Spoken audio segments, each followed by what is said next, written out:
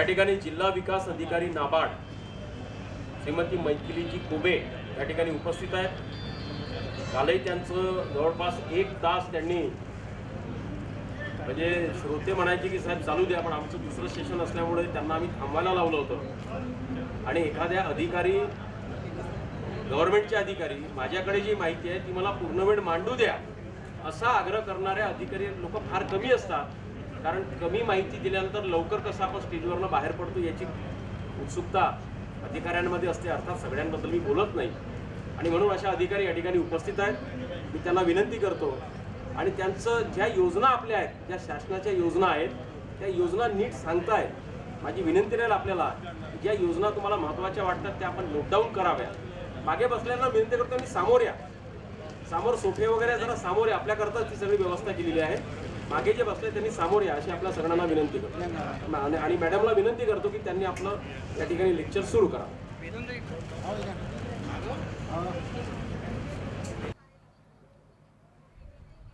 धन्यवाद सर। माझा परिचय साहेबांनी दिलेलाच आहे। सकाळपासून तुम्ही बऱ्याच लागवडींवर कदाचित तुम्हाला नॉलेज देण्यात आलं, पण कुठली लागवड करताना त्याच्या अगोदरचा भाग आणि त्याच्यानंतरचा भाग, ज्याला म्हणतात ना बॅकवर्ड आणि फॉरवर्ड लिंकेज, पूर्वी काय कसं सुरुवात कुठून करायची आणि फायनली त्याचं मार्केटिंग आणि हातात येणारा पैसा, तेव्हाच तुमचं कुठला पण जो प्रोजेक्ट आहे तो परिपूर्ण होणार, जेव्हा सगळं होऊन तुमच्या हातात पैसा येणार आणि तो पैसा तुम्ही तुमच्या फॅमिलीच्या याच्यासाठी गरजेंसाठी तुम्ही यूज करू शकणार। तर आता आपण जो विषय इथे उचलणार आहोत तो काही याच प्रकारचाच आहे की सुरुवात आणि त्याचा एंड जो आहे तो प्रॉपर झाला तर फार्मर्सचं आयुष्य कसं फ्लरिश होऊ शकतं, कसं पुढे जाऊ शकतं। काल या संदर्भातच मी नाबार्डच्या विविध योजनांबद्दल आपणा सर्वांना माहिती दिली, डिटेल माहिती दिली।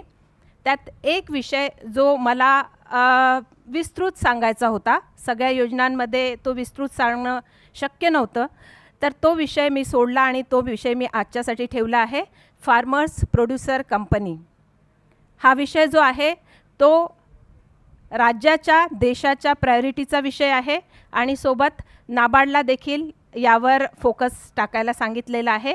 फार जुनी योजना नाही, मागचे 3 वर्ष ही योजना चालू झालेली आहे, 3 ते 4 वर्ष हार्डली, आणि आजच्या तारखेला गव्हर्नमेंटचा यावर बराच फोकस आहे। का बरं फोकस आहे? आपण सुरुवात केली ग्रामीण क्षेत्रात पैसा टाकायला केव्हापासनं? फार्मर्स क्लब फॉर्म केले सगळ्यात पहिले, त्यांना बँकेत अकाउंट ओपन करायला सांगितलं, त्यांना नवीन नवीन टेक्निक्सची माहिती दिली की फार्मिंगमध्ये तुम्ही नवीन काहीतरी ट्राय करा, तुम्ही कसं तुमचं इन्कम वाढवू शकता, फॅमिलीचं इन्कम वाढवू शकता, याचे प्रयोजन करून दिले। पण त्याचा आउटपुट जो आपल्याला हवा होता तो आला नाही।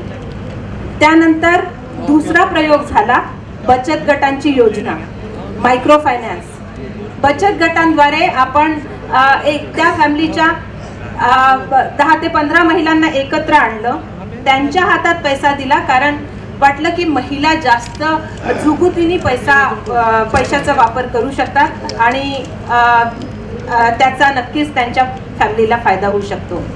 पण ती देखील योजना आपण ज्या एका फायनल प्रयोजनाने, बरंच काही घडलं त्यात, बचत गटांनी एक क्रांती निर्माण केली। मायक्रो फायनान्स जो आहे जगातला सगळ्यात पहिला नंबर मायक्रो फायनान्समध्ये भारताचा लागला, महिलांनी खूप साथ दिला त्या योजनेला, परंतु त्याही योजनेचा जो आउटपुट होता तो त्या लेवलपर्यंत गेला ज्याची आपण कल्पना करून बचत गटांची योजना आणलेली। त्यानंतर आणखी एक प्रयोग केला गेला, संयुक्त देयता गट। बचत गटांसारखेच दुसरा एक गट आपण फॉर्म केला, तो पुरुषांचाही असू शकतो, तो महिलांचाही असू शकतो। त्यात बचत गटांचे सदस्य देखील, ज्या महिला बचत गटामध्ये पहिले आहेत त्या देखील संयुक्त देयता गटाचे मेंबर बनू शकतात। छोटा गट असणार, 4 ते 10 महिला किंवा पुरुषांचा गट असणार, आणि हा गट फक्त ॲक्टिव्हिटी, काहीतरी काम, काहीतरी कुठली तरी इन्कम वाढवणारी ॲक्टिव्हिटी सुरू करण्यासाठी हा गट बनू शकतो. अशा प्रकारे या संयुक्त देयता गटाची एक संकल्पना आपण केली की जो आणि पहिल्या बचत गटांना जसं 6 महिने सेविंग करावं लागते आणि त्यानंतर त्या सेविंगच्या रेशोनी त्यांना कर्जाची प्राप्ती होऊ शकते, तो क्रायटेरिया देखील आपण संयुक्त देयता गट बनवताना काढलेला आहे. RBIच्या गाईडलाईन्सनुसार पहिल्या दिवशीपासनं संयुक्त देयता गट बनल्याच्या पहिल्या दिवशीपासनं ते कुठल्याही कर्जासाठी पात्र होतात.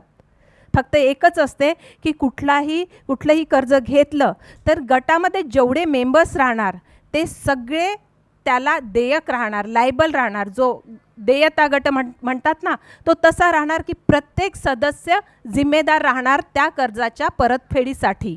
एक अशा प्रकारचं बँकेला ॲग्रीमेंट करून दिलं जातं आणि कुठली तरी नवीन ॲक्टिव्हिटी करण्यासाठी ज्या तुमच्या ॲग्रिकल्चरच्या सोबतच्या ॲक्टिव्हिटीज आहे, डेअरी आहे, पोल्ट्री आहे, कुठली तरी नवीन ॲक्टिव्हिटी करण्यासाठी हे कर्ज जे आहे संयुक्त देयता गटांना दिलं जातं. तर आता नाबार्ड संयुक्त देयता गटावर जास्त फोकस करत आहे आणि त्याही पलीकडे जेव्हा आपल्याला वाटलं की हे सगळं आपण त्यात एवढं सफल का होत नाही, ग्रामीण लोकांना आपण एवढं फार्मर्सला आपण सगळ्या प्रकारे कर्जाचं प्रयोजन केलं, त्यांना बूस्ट करतो, त्यांना ट्रेनिंग करतो, त्यांना फ्रीमध्ये ट्रेनिंग देतो, त्यांना फ्रीमध्ये इनपुट देतो, ह्या घ्या, सीड घ्या, वाढवा, फ्रीमध्ये आपण त्यांना नवीन टेक्निकचं ज्ञान देतो, पण तरी तो आउटपुट येत नाही जो त्याला अपेक्षित असतो आणि जो आपल्याला पण अपेक्षित असतो. यात काहीतरी सिस्टीममध्ये काहीतरी कमी आहे, कमतरता आहे. तर ही कमतरता भरून काढण्याचं आणखी एक प्रयत्न आपण कशाद्वारे केलेला आहे, फार्मर्स प्रोड्युसर ऑर्गनायझेशन.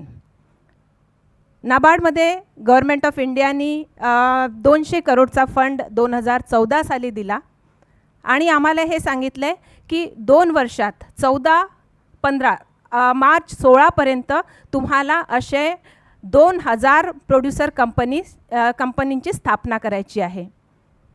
हा एक टार्गेट आम्हाला देण्यात आला होता आणि तिथूनच आम्ही जे आहे फार्मर्स प्रोड्युसर ऑर्गनायझेशन बनवायला, जो लोकांमध्ये अवेअरनेस आणायला पाहिजे त्याची आम्ही सुरुवात केली आणि आज बरेच गट हे बनलेले आहेत, कंपन्या या बनलेल्या आहे, पण या कंपन्यांना अजून बरंच पुढे जाणं बाकी आहे, कारण बराच सपोर्ट अजून बाकी आहे.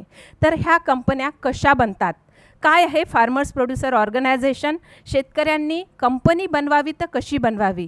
शॉर्टमध्ये मी सांगेल, फार्मर्स प्रोड्युसर ऑर्गनायझेशन म्हणजे शेतकऱ्यांची कंपनी. शेतकरी कोण, ज्याची जमीन आहे, ज्याच्या नावावर 7/12 आहे, तो शेतकरी त्या कंपनीचा डायरेक्टर असणार, त्या कंपनीचा CEO असणार, त्या कंपनीचे मेंबर असणार. आपल्याला मार्केटिंग हा शेवटला जो टप्पा आहे तो जर व्यवस्थित गाठायचा असेल तर आपल्याला बाहेरच्या जगासोबत कॉम्पिटिशनमध्ये उतरणं आवश्यक आहे. शेतकऱ्यांना काय होतं, तुम्ही माल पिकवता, तुम्ही APMCला देता किंवा मीडिएटर कोणी असतं त्यांना देता, तो थोडीशी मिळकत तुम्हाला देतो आणि तुम्ही शांत होता आणि त्याच तुमच्या मालावर त्याच्या चौपटीने जो आहे फायदा घेतला जातो. कुणाकडनं, जो फायनली मार्केटमध्ये तो माल आणतो तो त्याच्या चौपटीने त्याचा फायदा मिळतो. मग तो फायदा तुम्हाला का नाही? नुकसान कुणाचं झालं आहे यात? तुम्हाला वाटते मला माझ्या प्रोडक्शनची किंमत मिळाली, पण नाही, तो ॲक्च्युअली तुमचं नुकसान यात झालेलं असते, कारण तुमच्या मालाची किंमत जी आहे ती दुसऱ्याने घेतलेली असते. तर ही मधली जी स्टेज आहे ही आपण कशी गहाळ करणार, यासाठी आपल्याला काय काय गरजा आहे, कुठला सपोर्ट आहे. तर या फार्मर्स प्रोड्युसर ऑर्गनायझेशनमध्ये मी थोडंसं तुम्हाला क्लिअर करायचा प्रयत्न करणार. ॲक्च्युअली माझ्याकडे जरा इंग्लिशमध्येच प्रेझेंटेशन तयार होतं आणि त्याला हिंदीमध्ये लिहिणं माझ्यासाठी पॉसिबल नव्हतं, पण तरी आपण स्टेप बाय स्टेप, तुम्हाला जर काही नाही समजलं तर तुम्ही मला बिंदास विचारा. स्टेप बाय स्टेप प्रत्येक गोष्ट मी तुम्हाला मराठीत एक्सप्लेन करण्याचा प्रयत्न करेल.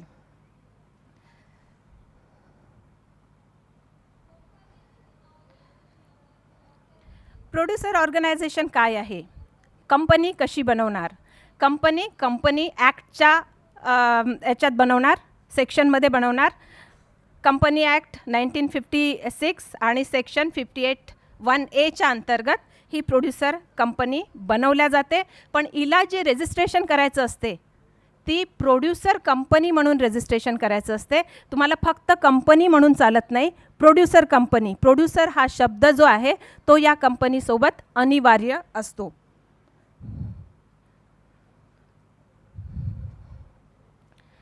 प्रोड्युसर कंपनीची हां मी करते ना सर, काही प्रॉब्लेम नाही. तर प्रोड्युसर कंपनी जी आहे ती कंपनीमध्ये आपण कंपनी ॲक्टमध्ये त्याचं रजिस्ट्रेशन करणार आणि एक लीगल होल्डिंग जी प्रोड्युसर आहे किंवा इन्स्टिट्यूशन आहे त्याच्या कॉम्बिनेशननी आपण ही प्रोड्युसर कंपनी बनवू शकतो. प्रोड्युसर्स याचे ओनर असणार. सिंपल शब्दात जे आहे प्रोड्युसर जे आहे, जे पिकवणारे शेतकरी जे आहे ते या कंपनीचे ओनर असणार आणि यांच्या म्युच्युअल म्हणजे कोऑर्डिनेशननी कोऑपरेशननी ही कंपनी चालणार. कोण याचं मेंबर बनू शकतं? जसं मी आता तुम्हाला सांगितलं, प्रोड्युसर कंपनीचे मेंबर जे आहे ते प्रायमरी प्रोड्युसर्स बनू शकतात जे प्रोडक्शनच्या ॲक्टिव्हिटीमध्ये आहेत. म्हणजे प्रायमरी प्रोड्युसर म्हणजे कोण? जे ॲक्च्युअल पीक शेतात पिकवतात. म्हणजे सिंपल शब्दात शेतकरी या कंपनीचा जो आहे मेंबर असणार. शेतकरी म्हणजे तुमच्या नावाने 7/12 असावा आणि तुमच्या नावाने जागा असावी.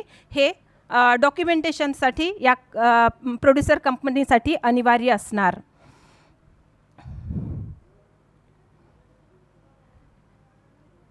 प्रायमरी प्रोड्यूस म्हणजे काय? प्रायमरी प्रोड्यूस म्हणजे तुम्ही पिकवणारं जे पण तुम्ही धनधान्य तुमच्या शेतीमध्ये पिकवता ते सगळं प्रायमरी प्रोड्यूस. जे जमिनीतून उगतं ते सगळं प्रायमरी प्रोड्यूस. आणि त्याच्या व्यतिरिक्त या प्रोड्युसर कंपनीमध्ये आपण ज्या प्रोडक्शनला सामील करू शकतो त्यात ज्या ॲग्रिकल्चरशी अलाइड म्हणजे ज्या सोबत चालणाऱ्या ॲक्टिव्हिटी आहे, शेतीच्या सोबत चालणाऱ्या ॲनिमल हजबंड्री आहे, हॉर्टिकल्चर आहे म्हणजे फलोत्पादन आहे, फ्लोरिकल्चर फुलांची शेती आहे, विटिकल्चर वर्मी कंपोस्टिंग खत पाणी त्याची शेती हे आहे, त्याचं प्रोडक्शन आहे, फॉरेस्ट्री म्हणजे फॉरेस्टमध्ये जे होणारे प्रोडक्शन आहे ते देखील या कंपनीमध्ये तुम्ही घेऊ शकता. बी रेझिंग म्हणजे हनी वगैरे प्रोडक्शन असेल ते देखील घेऊ शकता. त्या व्यतिरिक्त नॉन फॉर्म सेक्टरमध्ये पण ही कंपनी काही स्तरावर बनवल्या जाऊ शकते. पण प्रायमरी प्रोड्यूस जसं आता हँडीक्रॅफ्टमध्ये जर तुम्हाला बनवायचं असेल तर प्रायमरी प्रोड्यूस जे आहे ते शेतातलंच आहे. म्हणून त्याच्या नेक्स्ट प्रोडक्शनमध्ये ही कंपनी प्रोडक्शनसाठी ही कंपनी बनवल्या जाऊ शकते. कंपनी मॅनेज कशी होणार? कोण मॅनेज करणार? कंपनीचे बोर्ड ऑफ डायरेक्टर असणार. म्हणजे तुम्ही company as a company registration केलं तर त्यात सर्वच आलं. बोर्ड ऑफ डायरेक्टर आला, कंपनीचा CEO आला, कंपनीचे मेंबर्स आले जे तुम्ही मेंबर्स जे आहे ते शेअर कॅपिटल देणार त्या कंपनीला. शेअर कॅपिटलवर त्यांना वर्षाचा जो आहे डिव्हिडंड कंपनीला द्यावा लागणार. हे कंपनी बेस्ड असल्यामुळे कंपनीचे जितके नियम आहे ते सगळे फार्मर्स प्रोड्युसर कंपनीला देखील लागू होणार. तर बोर्ड ऑफ डायरेक्टर आणि जे पण इलेक्टेड मेंबर जे निवडून आलेले आहे कंपनीसाठी कंपनीचे मेंबर्स म्हणून ते सगळे ही कंपनी मॅनेज करणार. आणि कंपनीचं जेवढं प्रॉफिट आहे, कुठल्याही प्रकारे कंपनी प्रॉफिट घेत असेल तर ह्या शेअर जे पण मेंबर्स आहे ज्यांनी शेअर दिलेला आहे शेअर होल्डर्स कंपनीचे त्यांना कंपनीला डिव्हिडंड द्यावं लागणार. प्रोड्युसर कंपनीचे काही फीचर्स आपण इथे बघणार आहोत. आता कुठली संस्था आहे? तुम्ही म्हणाल फक्त कंपनीच का? मी संस्था किंवा NGO बनवून का करू शकत नाही?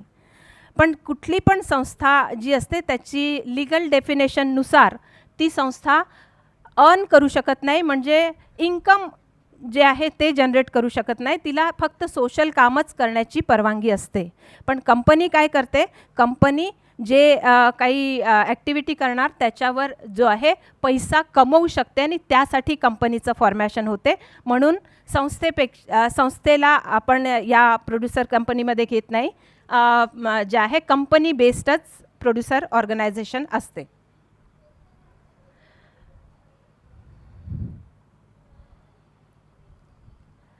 प्रोड्युसर कंपनी का, हा मोठा प्रश्न. आताच मी तुम्हाला थोडंफार त्यातलं समजून सांगितलं. कंपनी नसेल तर तुमचा मालाला जे आहे जे रिटर्न मिळायचं ते मिळणार नाही. तुम्हाला फार कमी किमतीत तो माल मार्केटमध्ये आणावा लागेल आणि सेल्फ सस्टेनिंग नसणार. जर तुम्ही कॉर्पोरेशन घेतलं तरी ते चाललं पाहिजे पुढे. बघा, 4 लोक आले, त्यांनी काहीतरी नवीन करण्याचं प्रयोजन केलं तर ते सतत पुढे चाललं तरच त्याच्यात इन्कम होणार. ते मध्येच गहाळ झालं, तुटलं तर त्याच्यात इन्कम होणार नाही. कंपनीच्या निमित्ताने त्यात जे आहे गव्हर्मेंटचे रूल्स आहेत ते लागू होणार आणि लोक फोर्सफुली जे आहे ते पुढे येऊन इन्कम होणाऱ्या ॲक्टिव्हिटीजवर किंवा अशा जोडधंद्यांवर जे आहे कार्यरत राहणार. म्हणून याला एक कंपनीचं स्वरूप दिलेलं आहे. फंक्शन POSचे, प्रोड्युसर ऑर्गनायझेशनचे फंक्शन्स आपण आता बघितलेच आहे. प्रोडक्शन टेक्निक्स ज्या आहे त्या नवीन टेक्निक आत्मसात करायच्या. इनपुट सप्लाय प्रॉपर झाला पाहिजे. सपोज तुम्हाला काही प्रोसेसिंगसाठी तुम्हाला इन्स्ट्रुमेंट हवे असेल ते तुम्ही परचेस करू शकता किंवा कुणाला हायरवर देऊ शकता.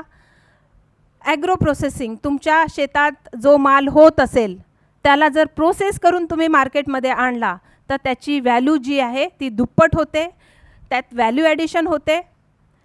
त्यात जो आहे मालाला प्रोसेसिंग, ब्रँडिंग, पॅकेजिंग यानी जे आहे एक जो कस्टमर आहे त्याच्यात विश्वास संपादन होतो. म्हणून त्या मालाला जे आहे जास्त व्हॅल्यू मिळू शकते. तर हे सगळे प्रोड्युसर कंपनीचे जे आहे फंक्शन्स आहेत.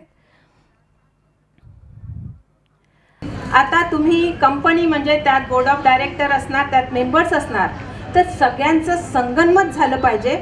त्या लोकांजवळ ते नॉलेज असलं पाहिजे, स्किल असलं पाहिजे.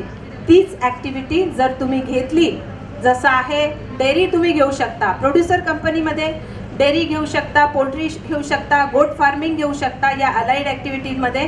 प्लस तुम्ही राईस मिल बनवू शकता, तुम्ही दाल मिल, जर तुमच्या शेतात डाळीचं प्रोडक्शन आहे दाल मिल बनवू शकता. दाल मिलमध्ये तुम्हाला प्रोसेसिंगपासनं, दाल प्रोसेसिंगपासनं, स्टोरेजपासनं, ब्रँडिंग, पॅकिंग याची व्यवस्था होऊ शकते. म्हणजे ती एक तुमची प्रोड्युसर कंपनी बनू शकते. आणि दुसऱ्या प्रकारचे असेच ॲग्रो प्रोसेसिंग ज्या ॲक्टिव्हिटीज आहे त्या सगळ्यांना तुम्ही फार्मर्स प्रोड्युसर कंपनीमध्ये घेऊ शकता.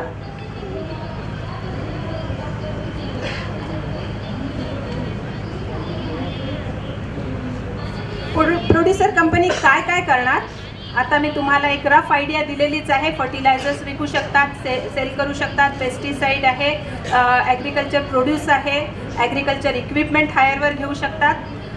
हे सगळे जे आहे ॲग्री बेस्ड ॲक्टिव्हिटीज ह्या सगळ्या प्रोड्युसर कंपनीमध्ये घेतल्या जाऊ शकतात.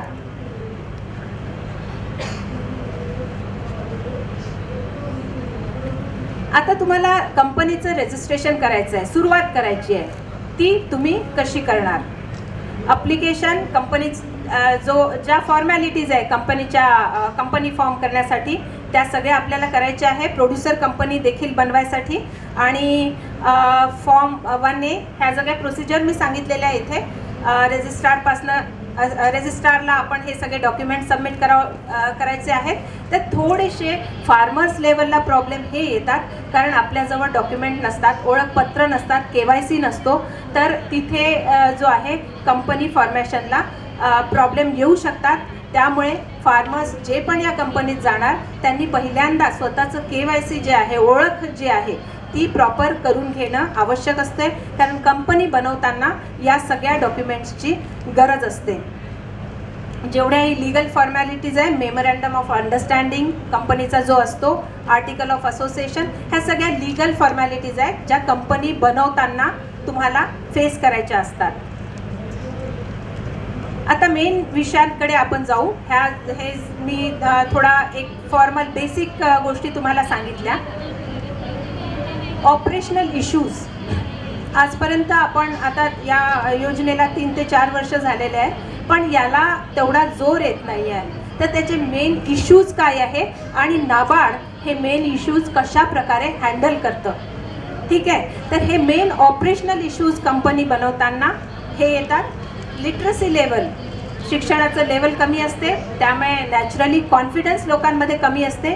शेतकरी पुढे येत नाही. त्याच्या शेतात मोठी खूप सारी जमीन असणार, पण तरी शेतकरी कंपनी बेस काम करायला पुढे येत नाही, कारण त्याच्यात कॉन्फिडन्स हा राहत नाही, नॉलेज राहत नाही. मेंबर्स सगळे कंपनीचे बरेचदा ॲक्टिव्ह नसतात. काही मेंबरच जोर जबरदस्तीने कंपनी जर आपण बनवली तर 2-4 लोकांवरच पूर्ण बर्डन येते. सगळे लोक ॲक्टिवली त्या कंपनीत काम करत नाही. तो देखील एक ऑपरेशनल इश्यू होऊन जातो.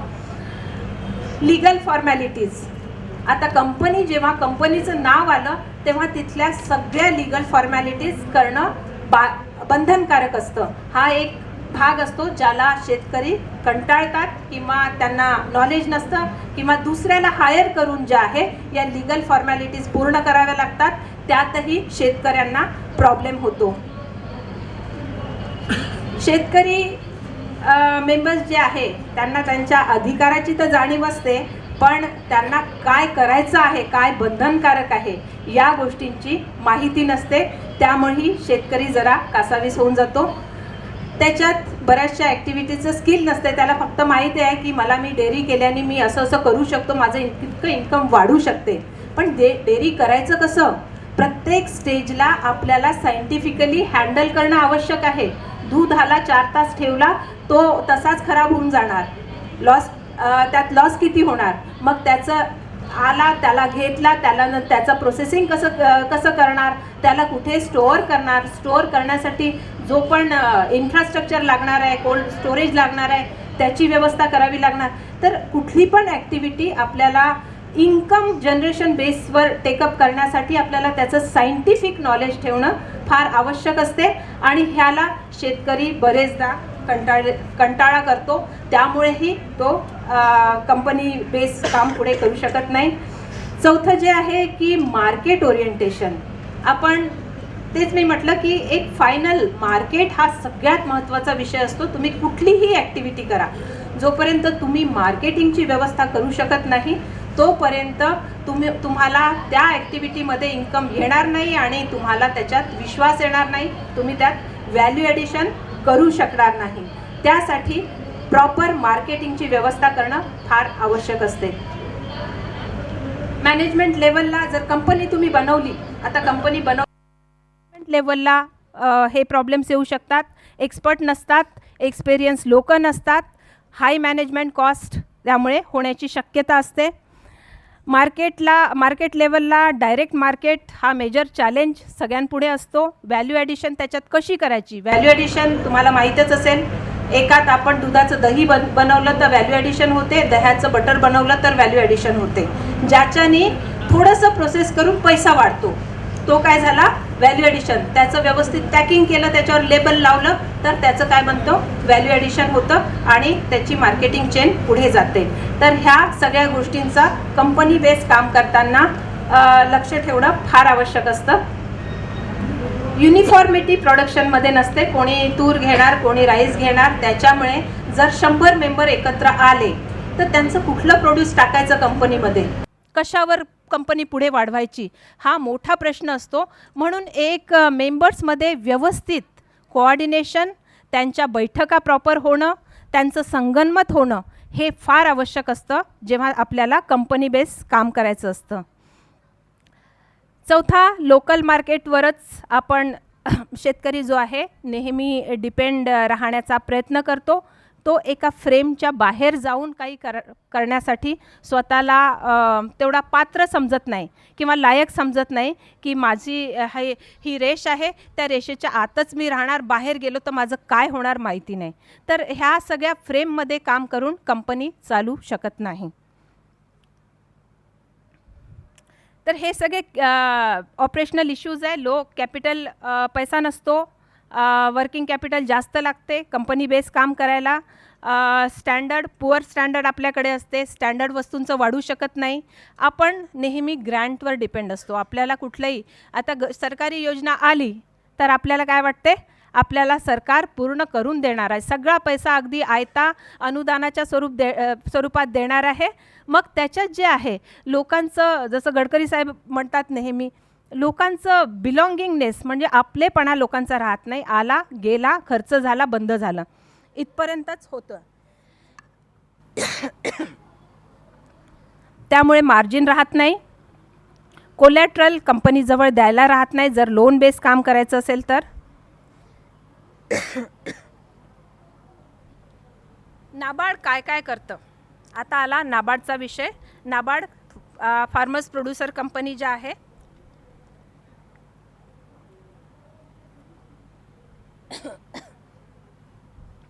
प्रमोट करताना काय काय करतं. नाबार्ड कंपन्यांना, फार्मर्स प्रोड्युसर कंपन्यांना डायरेक्ट लेंडिंग करतं, डायरेक्ट लोन देतं आहे. वर्किंग कॅपिटल आणि त्यांच्या टर्म लोनसाठी त्यांचं कॅपॅसिटी बिल्ड, आता जितके ऑपरेशनल इश्यू आपण बघितले ते सगळे दूर करण्याचा नाबार्ड प्रयत्न करतं, कुठल्या ग्रँड बेसमध्ये किंवा लोन बेस पैसा देऊन.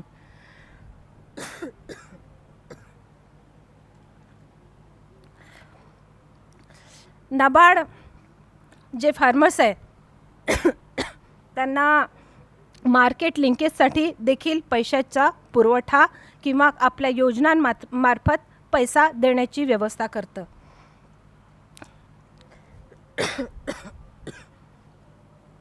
नाबार्डचा कुठे कुठे कसा कसा सपोर्ट राहणार आहे. आता कंपनी बनवायसाठी तुम्हाला टाईमली आणि ॲडिक्वेट फायनान्स म्हणजे तुम्हाला योग्य फायनान्स, योग्य प्रमाणात पैसा आणि वेळेवर पैसा या गोष्टीची आवश्यकता असते. नाबार्ड डायरेक्ट लेंडिंगमध्ये तुम्हाला कंपनीला कंपोजिट लोनमध्ये टर्म लोन आणि वर्किंग कॅपिटल दोन्हींचं प्रोव्हिजन, फायनान्सचं प्रोव्हिजन करतो. कॅपॅसिटी बिल्डिंग सपोर्ट, त्यांना स्किल द्यायचं असेल, ट्रेनिंग द्यायचं असेल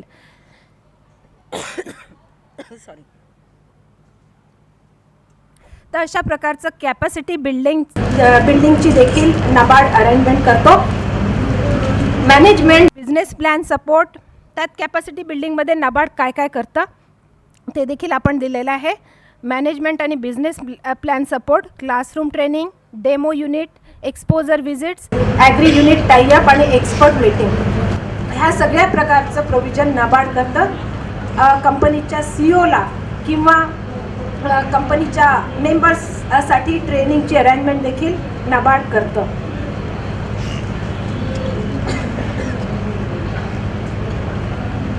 लॅक ऑफ मार्केट लिंकेज,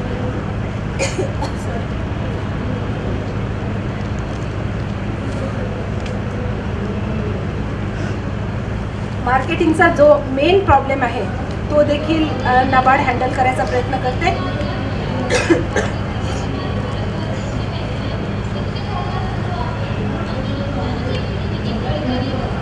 आता हे जे सपोर्ट आहे ते नाबार्ड कशा प्रकारे करतं, कोणाद्वारे करतं.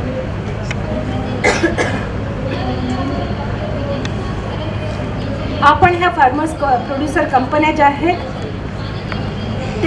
त्यांना एक माध्यम ठेवतो, एक NGO किंवा स्टेट गव्हर्नमेंट एजन्सी किंवा कुठली पण एजन्सी जी आहे ती एक मिडलमॅन, एक माध्यम म्हणून ठेवतं आणि त्यांच्याद्वारे या कंपन्या एस्टॅब्लिश करायचा प्रयत्न करतो. तर त्यात NGO राहू शकते जी ग्राउंड लेवलचा सपोर्ट जो आहे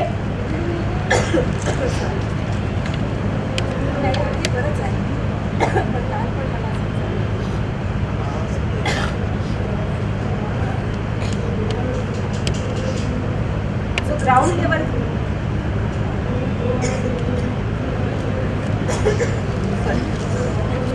तर ग्राउंड लेवलचा जो सपोर्ट आहे तो नाबार्ड NGOच्या माध्यमाने करायचा प्रयत्न करतं.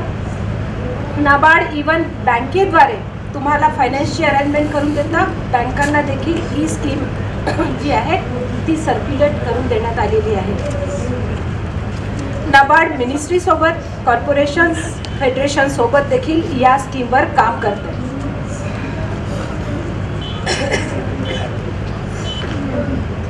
आता जी इम्प्लिमेंटिंग एजन्सीमध्ये आहे ती कशा प्रकारे असावी,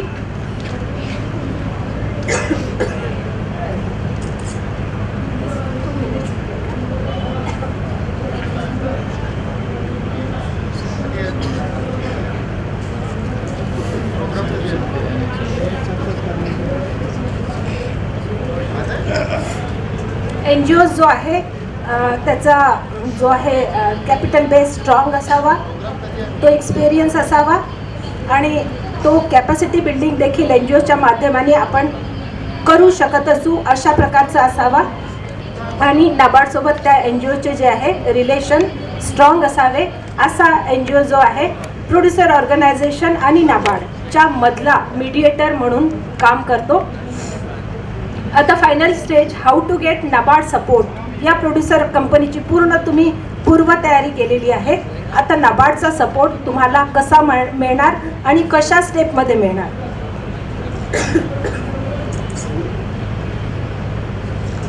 first, preparation of concept note. ज्या पण ॲक्टिव्हिटीवर तुम्हाला प्रोड्युसर कंपनी बनवायची आहे त्याचा एक concept note, detail concept note तुम्हाला बनवायचा असतो. कन्सेप्ट नोटचा पूर्ण प्रोफार्मा आपल्याकडे अवेलेबल असतो आणि त्यानुसार जो आहे कन्सेप्ट नोट बनवायचा असतो.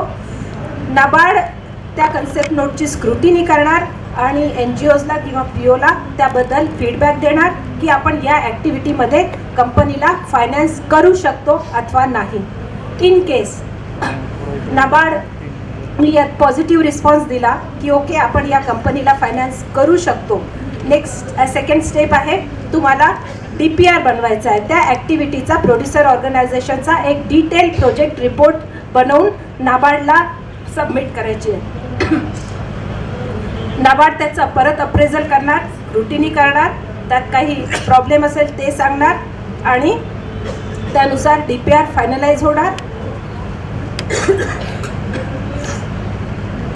थर्ड स्टेज, तिसरी स्टेज जी असते यात नाबार्ड जे आहे फील्ड विजिट करणार आणि त्याचं टेक्नो इकॉनॉमिक अप्रेझल करणार आणि वर्किंग आणि टर्म लोनची जी तुम्ही रिक्वायरमेंट दाखवलेली आहे, मला कंपनी बनवायला एवढं कॅपिटल पाहिजे, एवढं वर्किंग कॅपिटल पाहिजे, मला एवढं टर्म लोन पाहिजे, त्याचं नाबार्ड जे आहे फील्ड विजिट करून असेसमेंट करणार. फोर्थ, नाबार्डकडनं सँक्शन होणार. त्यात तुम्हाला एक MOU साईन करायचा असतो नाबार्डसोबत, त्याच्यात acceptance of terms and conditions आणि फायनली डिस्बर्समेंट आणि नाबार्ड या कंपनीचं मॉनिटरिंग करणार. यात सगळ्यात पहिला जो पार्ट आहे कन्सेप्ट नोट, तो कसा बनणार, त्याचे पॅरामीटर्स काय राहणार ते मी तुम्हाला शॉर्टमध्ये सांगते. Detail of producer organisation, number of त्यात प्रोड्युसर किती आहे, प्रोड्युसरचा ग्रुप काय आहे, कुठलं प्रोडक्शन तुम्ही घेताय, प्रोड्युसर्सचं शेअर काय राहणार आहे, 100 रुपये 200 रुपये जे पण शेअर राहणार आहे, ॲक्टिव्हिटी तुमची काय राहणार आहे, करंट स्टेटस तुमचं इन्कमचं काय आहे, म्हणजे डिटेल तुमचं इंट्रोडक्शन सुरुवातीला कन्सेप्ट नोटमध्ये घेण्यात येईल. जी ऑर्गनायझेशन, जी NGO तुम्हाला प्रमोट करेल त्या NGOचं डिटेल देखील घेण्यात येईल आणि नॅचरली NGOजवळ त्यांचं प्रोफाईल वगैरे सगळं रेडी असतं. तर या कन्सेप्ट नोटसोबत जे आहे NGOचं डिटेल लावण्यात येईल. बाकी स्टेपमध्ये नेचर ऑफ ॲडिशनल बेनिफिट्स काही जे प्रोव्हाइड करायचे असेल ते सगळं डिटेल तुम्हाला द्यायचं असेल. प्रोजेक्ट मॅनेज तुम्ही कसा करणार तो, बिझनेस प्लॅन तुमचा, फायनान्शियल रिक्वायरमेंट, तो बिझनेस प्लॅन एक्झिक्यूट करण्यासाठी 3 वर्षाची ऑडिट किंवा फायनान्शियल स्टेटमेंट जे आहे ते NGOचं लागेल. जर POचं अवेलेबल नसेल प्रोड्युसर ऑर्गनायझेशनचं तर ते 3 वर्षाची रिपोर्ट जी आहे ती NGOची लागेल. पूर्वी याच्या तुम्ही काही लोन घेतलेलं आहे काय, हे सगळं डिटेल तुम्हाला कन्सेप्ट नोटमध्ये द्यावं लागेल आणि कन्सेप्ट नोट झाल्यावर जो आहे हा डिटेल तुम्हाला प्रोजेक्ट रिपोर्ट आम्हाला द्यायची असते. तर ही टोटल प्रक्रिया आहे प्रोड्युसर ऑर्गनायझेशन फॉर्म करण्याची. याच्या गरजा मी तुम्हाला सांगितल्या, याचे इश्यूज मी तुम्हाला सांगितले, काय काय यात इश्यूज येऊ शकतात आणि ते ओव्हरकम कसे करायचे. ठीक आहे. तर यात जे आहे जो माध्यम आम्ही घेतलेला आहे, कुठला NGO किंवा पंचायत राज समिती किंवा SHG, JLG, कोणी पण माध्यम राहू शकतात ज्याच्याजवळ नॉलेज आहे आणि तो ही प्रोड्युसर ऑर्गनायझेशन प्रमोट करू शकतो, त्यांना स्टँड करू शकतो, त्यांना सपोर्ट करू शकतो. तर सुरुवातीला जो असिस्टन्स आपल्याला मिळतो, हा प्रोजेक्ट जो आहे लोन कम ग्रँट बेसिस प्रोजेक्ट आहे. यात काही अनुदानाच्या रूपात मिळतं आणि बाकी जो आहे वर्किंग कॅपिटल टर्म लेंडिंग हा लोनच्या रूपात मिळतं. आणि जो भाग अनुदानाच्या रूपात आहे त्यात मी सांगेल की 3 वर्ष प्रोड्युसर ऑर्गनायझेशनला स्टँड करायला 3 वर्षाचा सपोर्ट नाबार्ड देतं अनुदानाच्या रूपात. तर त्या अनुदानाच्या रूपात दिलेल्या सपोर्टमध्ये POसाठी जो सपोर्ट आहे त्यात COची सॅलरी 3 वर्षाची पर मंथ COची सॅलरी ही अनुदानाच्या रूपात असते. तुमच्या जे ऑफिस मेंटेनन्स जे आहे त्यात फर्निचर आहे, पोस्टेज आहे, इलेक्ट्रिसिटी आहे, ते ऑफिस मेंटेन करायसाठी जे 3 वर्षाचा चार्ज लागतो तो अनुदानाच्या रूपात प्रोड्युसर ऑर्गनायझेशनला मिळतो. प्रायमरी प्रोसेसिंगसाठी जो आहे काही फंड अनुदानाच्या स्वरूपात अवेलेबल केला जातो. रजिस्ट्रेशनसाठी जो लागणारा पैसा आहे तो देखील अनुदानाच्या रूपात नाबार्डकडनं अवेलेबल केला जातो. आता जी NGO तुम्हाला प्रमोट करणार, जी सपोर्ट करणार, त्याच्यासाठी देखील काही फंड आम्ही अनुदानाच्या रूपात ठेवलेला आहे. तो फार्मर्स मोबलाईज करायसाठी, फार्मर्सला एकत्र आणण्यासाठी आणि एक कंपनी बेस काम करण्यासाठी 3 वर्षाचा फंड त्या संस्थेला अनुदानाच्या रूपात मिळतो. ट्रेनिंग आणि एक्सपोजर व्हिजिट, आता त्या ॲक्टिव्हिटीवर तुम्हाला ट्रेनिंग हवं आहे, एक्सपोजर हवं आहे, तर COसाठी ट्रेनिंग करणं, मेंबर्ससाठी ट्रेनिंग करण्याची अरेंजमेंट जी आहे तो जो मधला NGO आहे तो करणार असतो. तर वर्षातून 2 ट्रेनिंगसाठी आपण ग्रँट अनुदानाच्या रूपात त्यांना फायनान्स करतो आणि त्यात जे आहे NGO ट्रेनिंग अरेंज करतं. ट्रेनिंग POच्या डायरेक्टरची ट्रेनिंग होते, POच्या COची ट्रेनिंग अरेंज करण्यात येते आणि जो NGOचा एक रिसोर्स पर्सन असतो त्याची 3 वर्षाची सॅलरी देखील अनुदानाच्या रूपात नाबार्ड PO फॉर्मेशनसाठी देतं आणि टोटल कुठल्याही PO फॉर्मेशनसाठी जवळपास 10 लाखापर्यंतची ग्रँट दिल्या जाते. आणि त्यानंतर जे आहे POला आपल्या ॲक्टिव्हिटीवर फोकस करायचं असतं आणि जी पण ॲक्टिव्हिटी PO करणार आहे त्यात जो वर्किंग कॅपिटल रिक्वायरमेंट आहे आणि टर्म लेंडिंग आहे, या दोघांची देखील जे आहे लोन बेस रिक्वायरमेंट पूर्ण करायची असते. तर बँका देखील POला फायनान्स करतात. बँकांना सगळ्यांना सर्क्युलर गेलेला आहे या संदर्भात, किंवा नाबार्डनी या संदर्भात एक सबसिडरी फॉर्म केलेली आहे. सुरुवातीला काय झालं की नाबार्डनी डायरेक्ट POला फायनान्स केलं मागचे 2 वर्ष. त्यात बऱ्याचशा ऑपरेशनल प्रॉब्लेम्स आले, कारण POजला स्वतःच ते अवेअर नसल्यामुळे बरेचदा नाबार्डचा पैसा गहाळ झाला, POज डिफॉल्टर झाले आणि नाबार्डचा पैसा त्यात जो आला गेला. तर आणि POनी पण काही स्टँड होऊन काम केलं नाही, बरेचसे POज जे आहे ते सक्सेसफुल झाले नाही.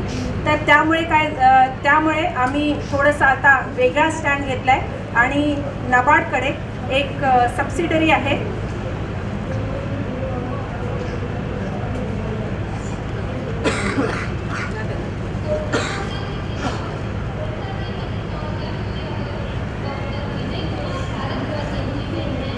नाबार्डनी आता डायरेक्ट फायनान्स POला फायनान्स करणं बंद केलं, कारण बरेचसे मॉनिटरिंग आम्ही प्रॉपर करू शकलो नाही. POज देखील, प्रोड्युसर ऑर्गनायझेशन देखील समजू शकले नाही, NGOज पण फेल्युअर झाले. त्यामुळे आम्ही आमच्या सबसिडरीच्या मार्फत नॅप किसान फायनान्स लिमिटेड ही नाबार्डची सबसिडरी आहे आणि मागच्या 2 वर्षापूर्वीच याचं फॉर्मेशन झालं आहे. तर याच्या मार्फत आता आम्ही POला जे आहे फायनान्स करायला सुरुवात केलेली आहे. मी जो फायनान्सचा पार्ट सांगितला जो नाबार्ड करतोय तो सेम फायनान्सचा पार्ट जे आहे नॅप किसान हँडल करत आहे. तर नॅपकिसानबद्दल आपण थोडंसं शॉर्टमध्ये बघूया. ॲग्री डेव्हलपमेंट फायनान्स लिमिटेड याचं नाव होतं.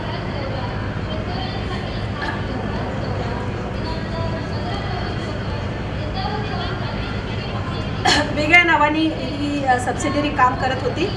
आता त्याचं नाव नॅपकिसान 2014पासून झालं. ही शॉर्ट त्याची माहिती आहे. याचे मेन ऑब्जेक्टिव्ह काय? नॅपकिसान प्रमोशन, एक्सपान्शन आणि commercialisation agro based industries, agriculture, allied आणि नॉन फार्म ॲक्टिव्हिटीजसाठी फायनान्स करतं. लाईव्हलीहूड आणि इन्कम जनरेशन ॲक्टिव्हिटीजसाठी पंचायत फेडरेशनला, ट्रस्टला, सोसायटीजला कंपनीज ॲक्टच्या माध्यमाने ऑन लेंडिंग करतं. On lending in the sense आपण पंचायत PRIला पैसा देऊन टाकला, दे विल ऑन लेंड. दुसरी POजला फर्दर ते लेंड करतील, अशा प्रकारचं. आणि प्रोड्युसर ऑर्गनायझेशनला नॅपकिसान फायनान्स करतं. FPOज जे आतापर्यंत फायनान्स केलेले आहे डायरेक्ट लेंडिंगमध्ये 14 आणि 101 ऑन लेंडिंगमध्ये नॅपकिसानने केलेले आहे.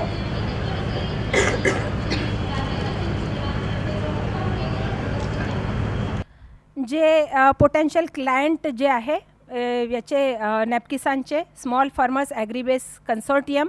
यात एक महत्त्वाचा फॅक्टर मला तुम्हाला सांगायचा आहे की नॅपकिसाननी, आता मी सांगितलं की पैसा जर 1 करोडचा फंड तुम्हाला PO फॉर्मेशनसाठी लागत असेल तर आपण डायरेक्ट फायनान्स फार्मर्सच्या हाती देऊ शकत नाही. अशावेळी कुणाची तरी गॅरंटी असणं आवश्यक असतं. तर नॅपकिसाननी जो टर्म लेंडिंग आणि वर्किंग कॅपिटल रिक्वायरमेंट POची आहे त्यासाठी गॅरंटीची अरेंजमेंट केलेली आहे.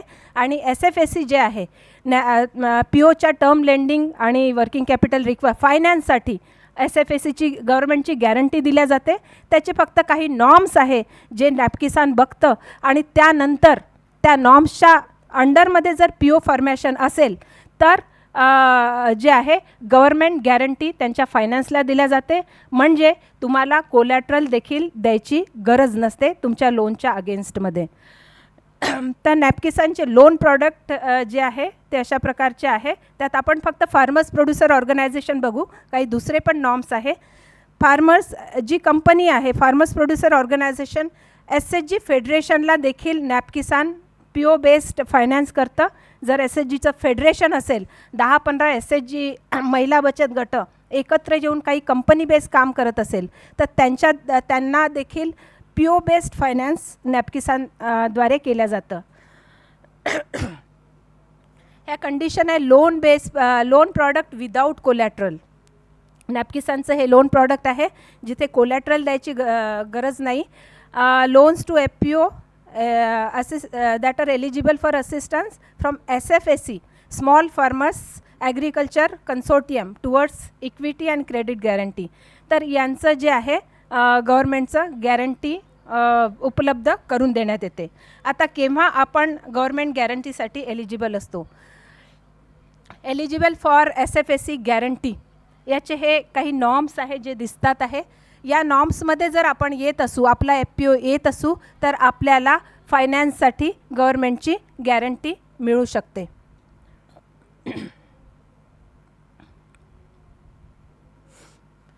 तर हे सगळं या पलीकडे आपण जाणार नाही. स्टार्टअप आहे POचं. FPOची योजना जी आहे ही अतिशय याच्याने आलेली आहे. म्हणजे विचारपूर्वक ही योजना गव्हर्नमेंटनी आणलेली आहे. स्टेट गव्हर्नमेंट देखील ही योजना चालवत आहे. थोडे स्टेट गव्हर्नमेंट आणि आमचे नॉर्म्समध्ये थोडासा फरक आहे. काही काळाने आम्हाला जाणवलं FPO स्टँड का होत नाही, कारण त्यांच्याकडे देण्यासाठी कोलॅटरल नसतं.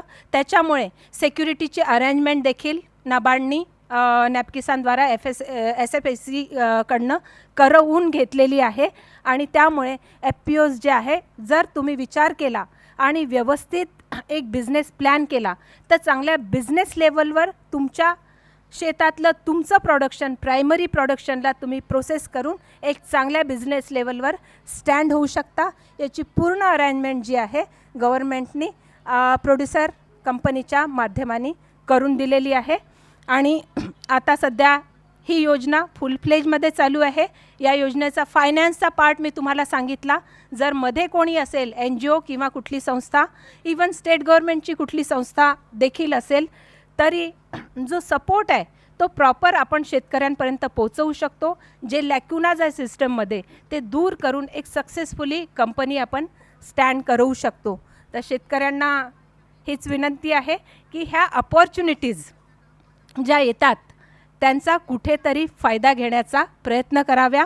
कारण ह्या सगळ्या बेस लेवलच्या लोकांना लक्षात धरून या बनवलेल्या योजना असतात. सुरुवात केल्यानंतर थोडे त्यातले प्रॉब्लेम्स कळतात आणि ते प्रॉब्लेम्स कळल्यानंतर हळूहळू त्यातले ते प्रॉब्लेम्स देखील दूर करण्याचा गव्हर्नमेंट प्रयत्न करतं. स्टडी होतं त्याच्यावर, त्याचे इम्पॅक्ट इव्हॅल्युएशन होतात की खरोखरच ही जे आहे योजना फायदेमंद आहे की नाही, आणि त्यानंतर ती योजना पुढे वाढवल्या जाते. तर NABARD ही प्रोड्युसर ऑर्गनायझेशनला प्रमोट करतं आणि सध्या आमच्याकडे बऱ्याच प्रोड्युसर ऑर्गनायझेशनच्या ॲप्लिकेशन येत असतात. नॅप किसानमध्ये जी तुम्हाला ॲप्लिकेशन करायची असते, नॅप किसाननी सगळं ऑनलाईन केलेलं आहे. ऑनलाईन ॲप्लिकेशन केलेले असतं. ऑनलाईन डॉक्युमेंट्स पाठवायचे असतात. नॅप किसानची आपली एक सेपरेट वेबसाईट आहे. वेबसाईटवर त्यांची पूर्ण डिटेल माहिती दिल्या गेलेली आहे. यात तुम्ही त्यांचं जे कार्यपद्धती आहे त्याला देखील तुम्ही स्टडी करू शकता. कन्सेप्ट नोटपासून जी सुरुवात केली होती तीच सुरुवात आता जी आहे नॅप किसान जवळ करायची असते. काहीही फारसा हे नाही आहे, फरक त्यात आहे नाही. नाबार्डनी जी सुरुवात केली तीच नॅप किसान पुढे जे आहे टेकओव्हर करून पुढे नेत आहे. तर अशा प्रकारची ही फार्मर्स प्रोड्युसर कंपनीची योजना आहे आणि अतिशय फायदेमंद योजना आहे जर तुम्ही व्यवस्थित बिझनेस प्लॅन करून केलात तर. शॉर्टमध्ये सांगायचं हेच की फार्मर्सला एक बिझनेसमन बनवायचा एक छोटासा प्रयत्न गव्हर्नमेंटनी आणि NABARDनी तुमच्यासाठी केलेला आहे. म्हणून याला पूर्णपणे विचार करून याचा चांगल्याने फायदा घ्यावा अशी माझी तुम्हा सर्वांना विनंती आहे. Thank you very much.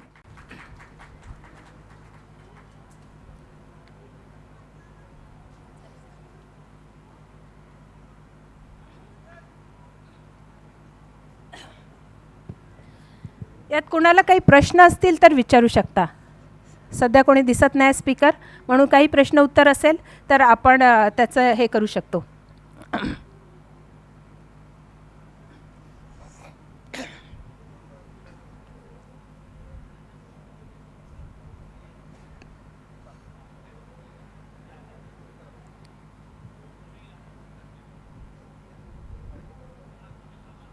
झालं.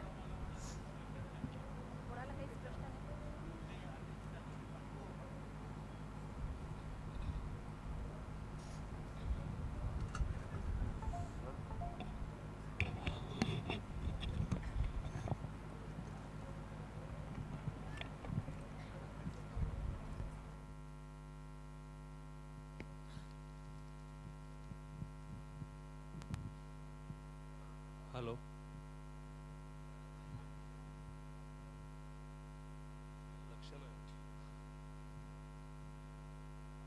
मॅडम, जसं आपण म्हटलं की 1 करोड रुपयापर्यंत आपल्याला कोणतीही पण गॅरंटी द्यायची म्हणजे कोलॅटरल द्यायची आवश्यकता नाही आहे. त्याच्या 1 करोडच्या वरती अगर जर कोणी प्लॅन करत असेल शेतकरी तर त्याच्यासाठी काय स्कीम आहे, त्याच्यासाठी काय त्याला कोलॅटरल द्यावं लागेल?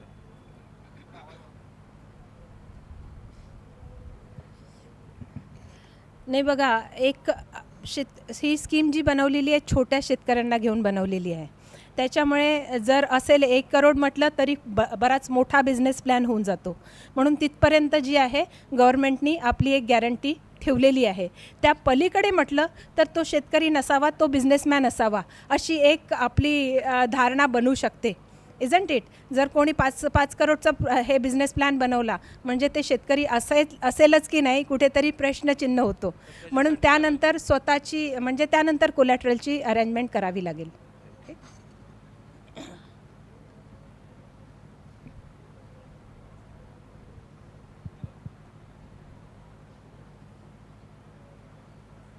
आणखीन कोणाला काही शंका विचारायचं नसतील तर पुढचं सेशन चालू करायला हरकत नाही.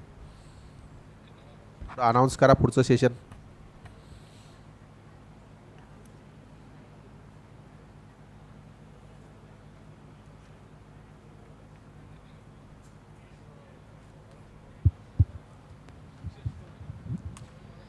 थँक्यू मॅम आपल्या मार्गदर्शनाबद्दल. ह्या मार्गदर्शनाचे शेतकऱ्यांना नक्कीच लाभ होईल अशी खात्री आहे. आता थोड्याच वेळात डॉक्टर कदम, डॉक्टर शरद भारसाखडे, श्री राहुल विधाता हे कुक्कुटपालन या विषयावर मार्गदर्शन करणार आहेत. तरी सर्व शेतकऱ्यांना विनंती आहे की त्यांनी उपस्थित राहावे.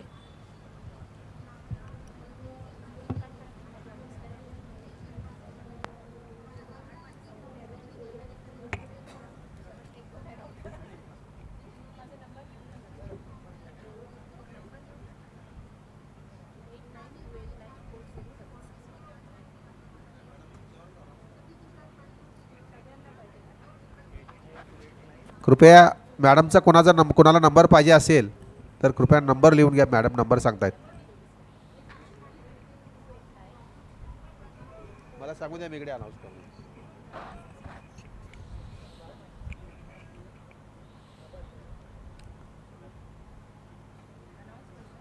सर्व शेतकऱ्यांसाठी खूप चांगली संधी आहे. नबार्डने नवीन जी योजना काढलेली आहे त्याचा लाभ तळागाळातील सर्व शेतकऱ्यांसाठी खूप चांगली योजना आहे. या संदर्भात काही शंका असतील तर मॅडमचा नंबर लिहून घ्या कृपा करून. अच्छा, माझा फोन नंबर तुम्ही घ्या. जर तुम्हाला कोणाला पार्टिसिपेट करायचं असेल या योजनेत तर तुम्ही माझ्या ऑफिसला येऊ शकता आणि डिटेल माझ्याकडनं याचं गायडन्स घेऊ शकता. नंबर लिहून घ्या 8928940661. Slowly 8928940661. NABARD DDM Nagpur district, Maithili Kove. येण्याच्या पूर्वी महालवरती ऑफिस आहे. येण्याच्या पूर्वी एक फोन कॉल करून या तर जास्त बरं होईल. महालला न्यू इंग्लिश शाळेच्या मागे. टाइमिंग 5 सवेरे 9 से 5 होता है, लेकिन मेरे बाहर के this is one man office, nobody है, कोणीच नाही आहे दुसरं. न्यू इंग्लिश शाळेच्या मागे. आपल्यापैकी काही असे POs बनू शकत असेल तर मला खरंच फार आनंद होईल, कारण योजना अतिशय चांगली आहे आणि आपल्याकडे त्याचं फायनान्स अवेलेबल आहे. मेन म्हणजे सगळ्या प्रकारचा सपोर्ट अवेलेबल आहे. इवन नाबार्डचे जे ट्रेनिंग सेंटर आहे तिथे देखील POsसाठी प्रशिक्षणाची व्यवस्था करण्यात येते, लखनौला आणि मेंगलोरला. तर त्यामुळे नक्कीच याचा फायदा घ्या.